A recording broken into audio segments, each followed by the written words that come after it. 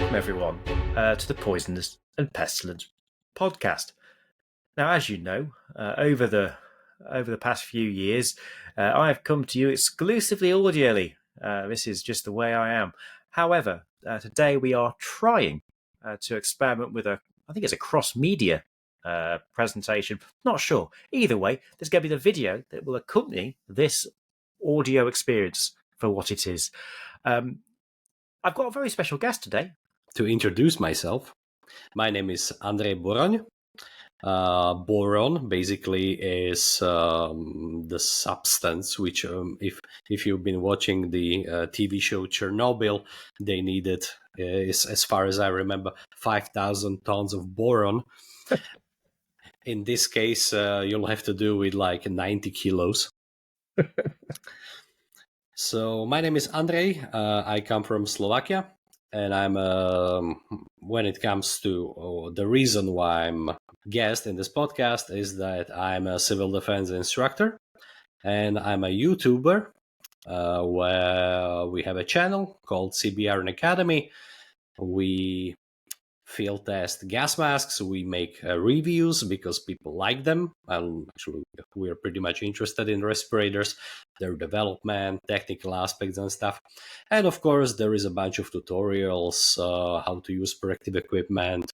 We teach people fundamentals of safety, about threats when it comes to chemical, biological or radiological threats. So yeah, that's about me in a nutshell. Fantastic. So you're civil defense trainer, is that right? So how does one become a civil defense trainer? Well, you have to undergo a training, a state. You have to obtain a state license. Basically, that gives me the authority to conduct trainings when it comes to civil defense, educational events, let's call it. It's a very broad term, but education. And also create emergency plans for municipalities or companies. It's mandatory. So people like me, actually, they are employed not in this, let's say, exciting manner that actually we're doing when it comes to our YouTube, but it's more bureaucratic stuff. Fantastic. So what are we going to talk about today? Certainly, we are going to talk about gas masks. But, well, what type of gas masks? And I thought, I can make a presentation about a history of gas masks used in former Czechoslovakia from the second half of 20th century, because that's actually a period I'm quite familiar with. I'm very excited. Gas masks are a strange thing in the sense that a lot of people are trained to use them and have them, but often why would they want to learn about the history of these things? There's also the fact that many people are exposed to them through public kind of films and these types of things. And so personally as well, as someone who basically just often deals with the category of protective equipment, I'm very willing to be asking the stupid questions today. And I'm looking forward to learning some of the basics. Embarrassingly, I live near a famous gas mask manufacturer. I think I've visited there once. But I genuinely am a newbie when it comes to the technical sides of these things. So I'm looking forward. And for me, as someone who's interested in history, often looking at the evolution of these things can be a really helpful way of me getting my head around what they're for, what they do, what we want out of them, and what they protect us from. So let's do this. Yeah, sure. You're far more open-minded than most people in here, because most people from the West don't know this, but before 1989, in former Czechoslovakia and other countries of Eastern Bloc, there have been these mandatory trainings in schools and stuff, trying out gas masks, these fake alarms. So whenever people ask me what I do as a hobby or what I do, and I say this, they are just, oh, not again, So they're not very keen learning this stuff because they see it as a nuisance, especially the older generation. It's funny you should say that. I've actually just recorded with someone just yesterday who was looking at we had civil defence in the UK in relation to sea stuff, but we just got rid of that. At some point, the decision was made, and that all went. And so it has been many decades. I mean, Second World War, or just after in the UK, since the majority of people would have had a familiarity with these things. So already. Yeah, I'm looking forward to hearing about the experience. So let's do this. Yeah, sure. So, as we're okay, there is this video presentation for the listeners. I also advise to watch the video, but if there is no another possibility, or you're just listening, we're gonna make it as audible and as much informative and enjoyable as we can, just using words and not just images.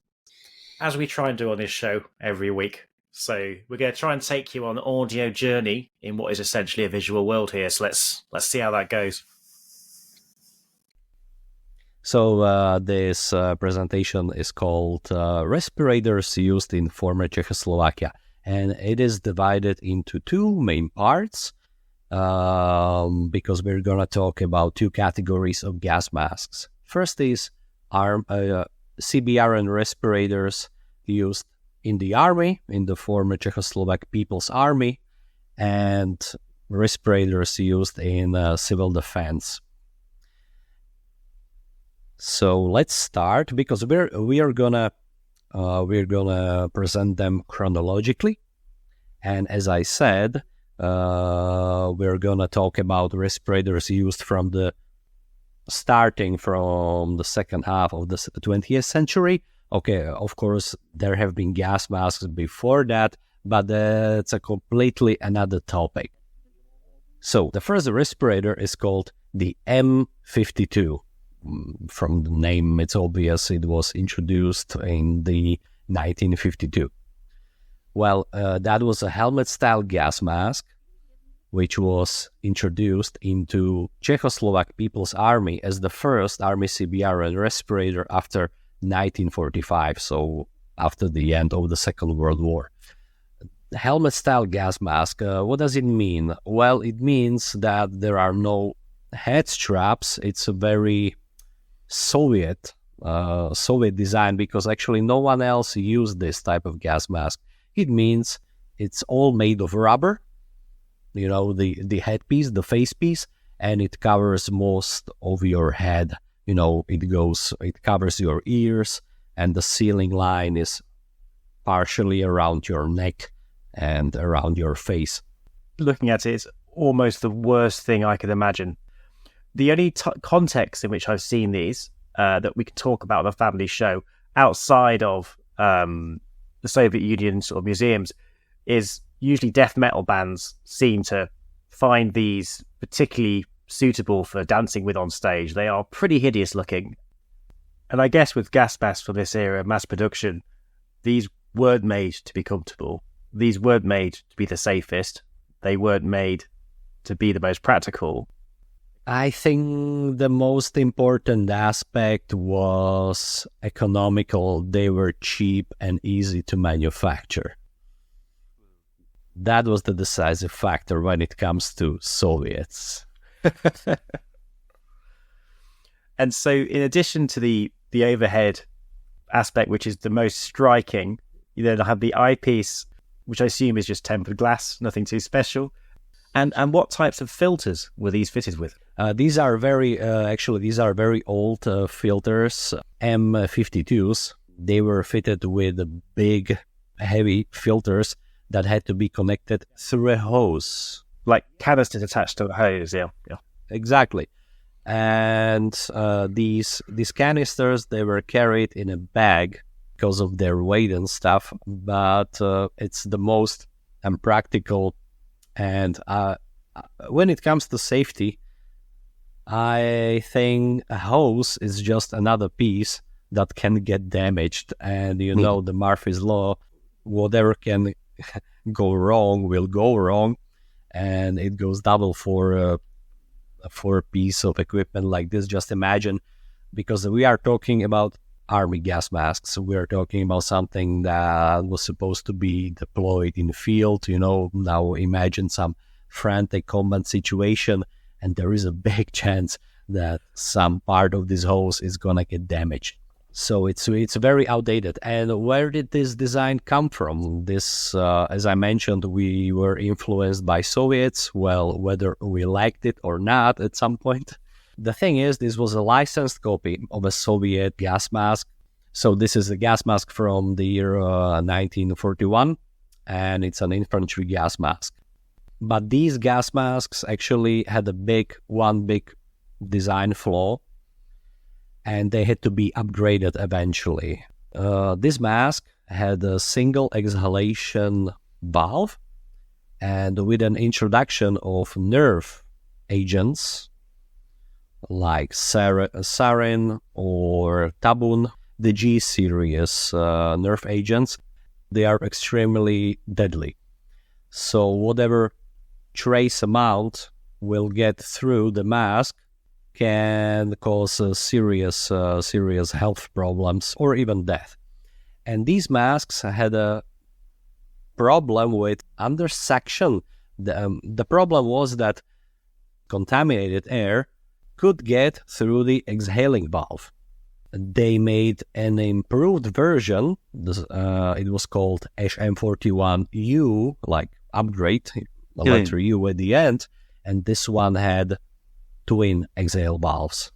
So actually this problem was significantly reduced, and this improved version in Czechoslovakia was then called, far more complicated than M52. This upgraded version was called BSS MO4 for some reason.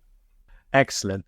So one assumes the impact of donning one of these masks in terms of a labouring service person would have been quite intense. You would not want to be jogging around wearing one of these masks. Is also they had a tendency to steam up in the eyes. Is that correct as well? Yes, the fogging is quite of a big issue with these masks.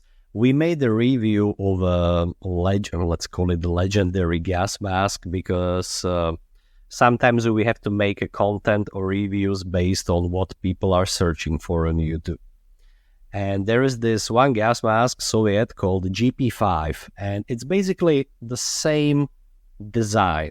It's basically the same gas mask without the hose and a filter that has been used in Soviet Union for civil mask, as a civil defense gas mask. And they are dirty cheap nowadays, and that's why they are so popular on the internet. Everyone is talking about them and stuff. So we made a full-fledged review, and part of our review is that I always perform a 30-minute jogging test. So, so I was running like a madman. The first time you had that idea, it was like, yes, this is brilliant. I can do it for every single one. And then 4 masks in, it's like, I've started it now. I have to keep going with these reviews with the 30-minute running. Yeah, sounds intense. Well, actually, this wasn't the worst case when I was just wishing for it to end. This was actually quite comfortable. But the big surprise that came even to me was when I took the mask off after the 30-minute run, because I've never seen such a river of sweat. There was no design features for that really with the mask, was there, in terms of that sort of issue? No. There was no sweat drainage system, and of course when your head is wrapped around rubber, there is gonna be a lot of sweat accumulating, in like under the hood, let's say. So basically, you can't even feel it. There is just this occasional dripping of sweat in your ears, and you're like, oh, okay, it's getting hotter. But only after you take it off, you understand the whole scale of. So that first mask, or rather the 2 variants, the first mask, you say that came in and there was obviously emergence of concerns about nerve agents, and they tried to, as they realized they needed to offer even more protection, they try to make some modifications to that.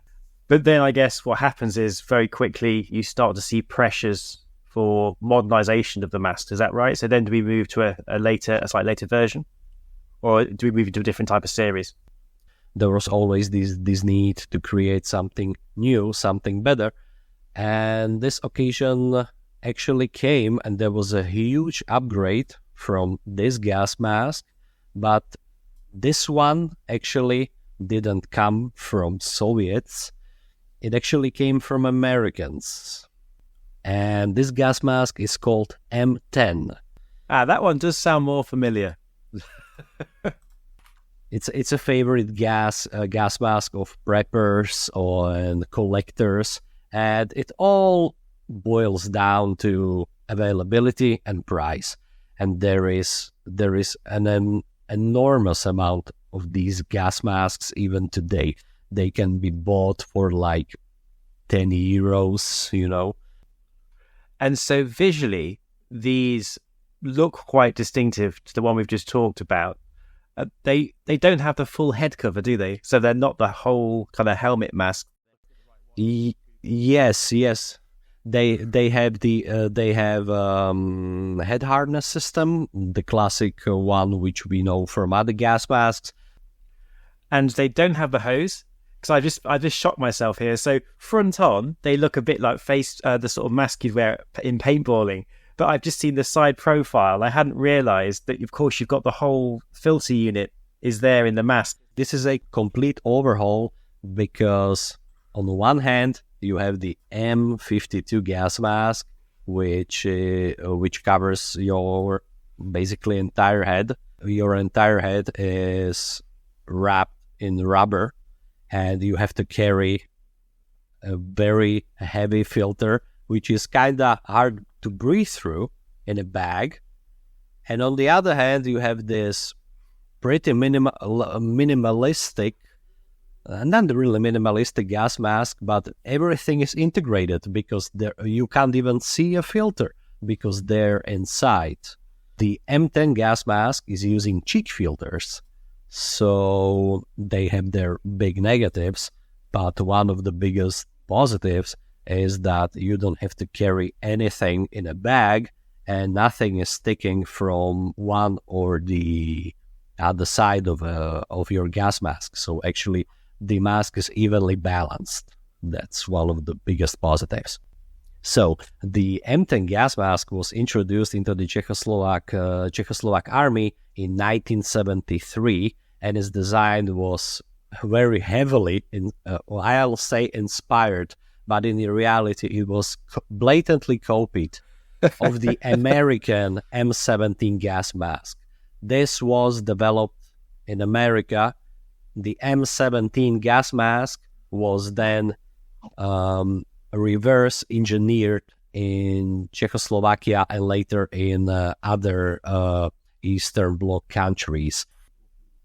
What I have to say is that they blatantly copied something which wasn't so good in the first place. There are some very big design flaws we'll just talk about later. And so, yeah, the main characteristic of this M10 is that it uses a pair of cheek filters. And there are also other big upgrades and differences from the old M52, because the M10, it has an oronasal cup, the inside inner mask. Why is the oronasal cup important? Basically, it limits the amount of carbon dioxide in the mask, because while you're breathing and exhaling, without the oronasal cup, for example, in this kind of gas mask, a large amount of carbon dioxide wouldn't exit the mask, and when you would be inhaling it back into your body. So that would lead to big problems. But there are also other functions, like it directs the inhaling air so it passes through lenses to wash them from fogging. So it has multiple functions. So it has a voice diaphragm. Suddenly you can hear. Of course, lenses are different. There are not these lenses, when you look through, it looks like you're looking through a window on a submarine. This one has triangular lenses, so your vision is your field of view is bigger and you can see better. And also it has outserts. There are just second lenses, let's say. There are protective. Whenever you damage them, you can simply remove them, and the lenses of the mask, they stayed untouched. So that's also a big thing. And of course, the 6.8 harness. So yeah, basically that's a quick story about the M10. Of course, there have been an upgraded version in the 1980s. The main upgrade was that the M10M version was now equipped with the hydration system, and it was again a blatant copy of the American M17A, I think. It's amazing already. We're starting to see this in terms of development for those in the 50s to the 70s.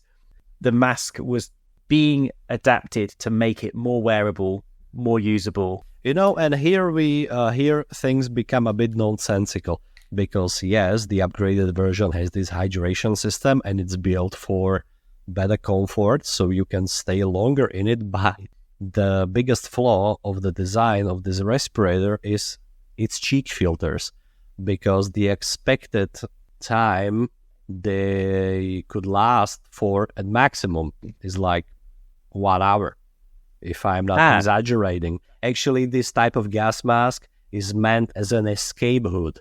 These masks were meant to be put on and you were to exit the area immediately. You were not to stay there, because these filters were not built for that period of time. Oh, that is interesting. So for this mask was primarily, it wasn't made to have replaceable filters in field or anything like that. Yes. You can actually watch one of the videos we've made. We made a tutorial on how to replace the filters. And in the best case scenario, it's going to take you at least 5 minutes. Not ideal. I think 5 minutes, I can't hold my breath for 5 minutes, especially if I'm swearing under my breath at a gas mask. So somebody on the show a year or so ago was talking about in the 70s and 80s, the UK CBRN training in field, and how that basically was very much this idea of you would not just survive, but also fight through these conditions, which of course shaped the type of technology they had and how they understood how to use it. There's a different approach. So unlike, classic gas mask filters, which are based on activated charcoal, these cheek filters, they were called LF10, these cheek filters, and they contained a filter sorbent material which was developed specifically for protection against nerve agents. So they were not suited for all kind of scenarios, for example. They were, for the first thing, their absorption capacity, or how would I say it? Their absorption capacity was very low in the first place. And secondly, they were built specifically for nerve agents. So these can't be compared with, for example, combined filter you can get now that will last for like 40, 50 hours in a contaminated area and has a broad spectrum of protective factors. So this is not a good choice. The only thing they're certainly good for are protection against particles, but that's it, especially nowadays because they're old. And this type of filters is also, the other downside, is compatible only with M10 and M10M gas masks. Of course, you can't use them with anything else. All right, basically when it comes to army gas masks used in former Czechoslovakia, that's it. But that's it only when it comes to locally manufactured gas masks, because even though the M52 and their upgraded versions were licensed, so with licensed gas masks, they were produced in Czechoslovakia. So was M10. even though it was licensed, copied from American M17. So we made them, but there is one another gas mask, which was Soviet, so it was imported. This is one of my favorite when it comes to very creepy design. It's one of the creepiest gas masks I've ever come across. And this is not for infantry units. This is actually a gas mask meant for specialists. This gas mask is called PRVU. I just googled the image. That is horrifying. It looks like, I can only describe it as a monkey that has been burned in a fire, which has lost all of its fur. It has that kind of, it's hideous. Yeah, like a monkey skull. Yeah. Yeah, there is available apparently in both black and a thorn colour. So, maybe that softens it a little bit. Yeah, they've been made in 2 colors. This is interesting. Actually, many Soviet gas masks, these helmet-style gas masks, were made either in white color and in black. So once again, we're talking about the helmet-style gas masks. It goes, it covers most of your head. So this was used, as far as I know, around 1970s, 1980s. That was used in the 80s. It looks almost like a step back from the other two. I'm sure it's got different functionality. Exactly. This one was meant to be used by rocket refueling units, and this is very obscure part of history when it comes to gas masks, because I talked about M10s with many people. I talked with many ex-soldiers, veterans about their experiences and whatnot. But this is something shrouded in mystery, because whenever I'm looking for information about gas masks, historical, I'm always going through army manuals. And they are very brief when it comes to information about PRVU. So it's meant for rocket refueling units. It was used in Czechoslovakia, just as it was used in many Soviet and Eastern European countries. It wasn't produced locally. And the mask consists of this rubber facepiece, very strange, with small rounded lenses. It has twin exhale chamber, so it's kind of safe to breathe through, and voice diaphragm. So this one actually allowed you to communicate with the outer world. Excellent. And perhaps the other world. Genuinely terrifying. I'm still looking at this in awe. I had a quick Google of the type of agents one might be exposed to as a Soviet rocketeer. Obviously, I'm not a chemist, but the sort of stuff that they were dealing with is not nice. The kit, the PRVU kit, came with a very specific filter type, and we're going to talk about that one. Because this filter was very specific. It was called EO65. It's one of the biggest and heaviest filters I've ever come across. So it was once again connected to the facepiece through a hose and carried in a bag. So the inner filling contained a cartridge made of asbestos cellulose fabric and a sorbent made of impregnated aluminosilicates, whatever that means. And it was intended for protection against rocket fuel fumes, while it also provided protection against warfare chemical agents, except for cyanogen chloride, which is kind of interesting.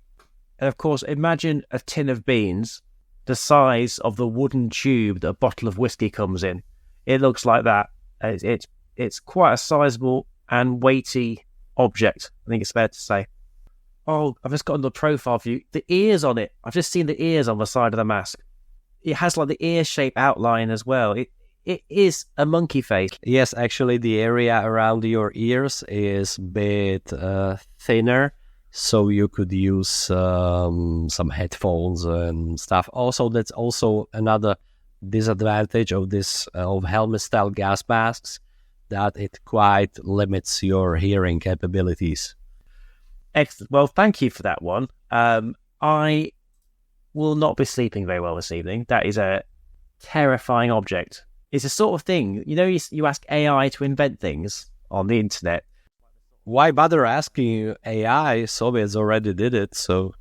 They've done it. These are powerful. I suspect, knowing me, the show image will likely be one of these poor rocketeers. I think there is this very strong psychological aspect when it comes to these helmet-style gas masks. They basically dehumanize you. So, we've done the main military ones. And we're lucky today because now you're going to talk about the civil side. So, what we've got here then is the heyday, the height, really, of civil defence in Czechoslovakia. And we're looking at the period in which gas masks were mass-produced for civilian use. And we're going to look at some of the key models. And so, where do we start? We are going to start in the 1950s because that was actually the time when the production and development of anything started, whether it was army, and in this case it was civil defense. So the first model after the year 1945 was the CO1 protective mask. So this was introduced into Czechoslovak civil defense equipment in the early 1950s. However, this gas mask was replaced in 1962, which was a very brief period. However, this gas mask was in 1962 replaced by another model because the CO1 no longer met safety requirements. One of the greatest design flaws of CO1 was the fact that the inlet valve of this gas mask was placed in the filter rather than in the inlet chamber of the respirator. This is actually something I've never seen in other gas masks, because when it comes to basic construction of CBRN respirators, every respirator has inlet valve and it has either one or two exhaling valves. This one had it as a part of a filter unit, and it had basically identical problem as had the Army M52 gas mask, and it was that contaminated air could easily get into the mask. So that's why it was considered dangerous and it did not meet safety requirements. So actually, they were, as I said, they were replaced in 1962, but in the 1980s, and this is interesting, a number of these gas masks, a number of these CO1s that were just, lying around in shelters and stuff. So the authorities, they tried to upgrade them by adding this very crucial part, this inlet valve, to the respirators themselves, so they could be used with classic, filters that could be screwed in. Because without this inlet valve, the only filter type you could use is the one with the inlet valve. So this was a major problem with these respirators. So this is purely historical thing. They were a long time discarded and unreliable. Excellent. So the CO1, a short-lived, simple mask, which was abandoned eventually. And what was the next major mask which followed?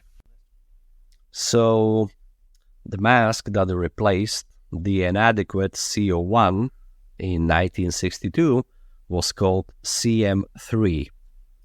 So, as was the case with M52, the need to modernize civil defense respirators was mainly related to the introduction of nerve agents. And in comparison to its predecessor, the CM3 had an inbuilt inlet valve and a twin exhalation valve. So we can say it was a much safer gas mask. So these masks, they were produced in 4 sizes. That's also interesting because, for example, nowadays there is a trend of industrial respirators, in some cases military ones, that are made in single universal sizes. And looking at them, an interesting thing about them is the 6-point harness at the back of the mask. So it looks like you could achieve quite a good fit. Yes, there were 4 sizes, so that meant that with the right size, there was a big chance, or at least I would say very, very high probability that it's going to fit. And what's good about a 6-point system is that it balances the weight kind of evenly, because it doesn't pull the mask off your face due to the weight of filter. They are not, very heavy, but the 6-point head harness, in my experience, keeps the mask on your head pretty steadily, and it doesn't break the seal. That's very important. The problem with how these masks were made, and we came across this problem, for example, with M10 gas masks a lot in our civil defense trainings, because a lot of people came and wanted to train, didn't have funds for better gas masks, so they bought these cheap ones, and well, that's good. But what we've seen was that the 6-point head harness on these older masks, if the head harness wasn't set properly, it could actually create a gap right in the area of your forehead. You had to have a precise size of the gas mask for first, and then you needed to have the head harness set exactly according to your needs.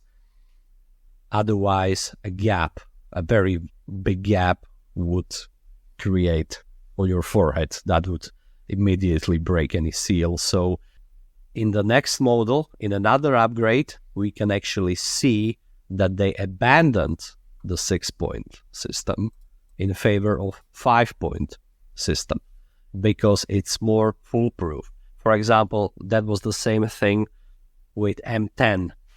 It had the same problem, and when Czech Army eventually moved to OM90, the OM90 has 5-point head harness system, not 6. Well, the CM3 was replaced in the 1970s by CM4. The CM4 model differs from its predecessor mainly in that it has a voice diaphragm, quite actually good. Your voice is very audible. It has differently shaped lenses. Actually, they are the same. Shape as the M10 lenses, and even the outserts from the M10 can be used on CM4. And the CM4 was generally made of better materials, especially the valve chamber, for example, and the lenses, because they are more scratch resistant. The head harness of CM4 was changed to 5-point system instead of the CM3's 6.1. And these masks were produced in 3 sizes. The smallest CM4 is size 3. Then we have size 4, which is medium, and size 5, which is large. Interesting thing about this variant, about this gas mask, is that it had 2 other variants on top of this base version, which was mass produced. There are 2 other types, and there are, which is CM4M, which is a version with hydration system, because this gas mask didn't and doesn't have any fluid intake system. This CM4M has one, but they are rare as unicorns. I've never seen one. Absolutely, like there's something, a few collectors have them, never seen them, only on pictures. And there is another type, CM4K, which is a version for connection for breathing apparatus. So it doesn't have this threaded inlet. It has a connection for the breathing apparatus that firefighters use. I think it's called Kandahar or something. I'm not expert in this field. So just like the CM3, the CM4 mask was used with MOF filters, Mali-Ochrany filter, small protective filter. And this is actually the current and the last gas mask that has been manufactured by Czechoslovak Civil Defense. Fantastic. And as I say, as someone who felt obliged to become slightly more familiar with some of the gas masks I see commonly described in the books I read, but certainly haven't had much hands-on experience with. Well, it was a pleasure being here, and hopefully we'll meet each other once again in some other episode, for example, maybe in CBRN Academy. Fantastic. Well, thanks very much, and take care, everyone.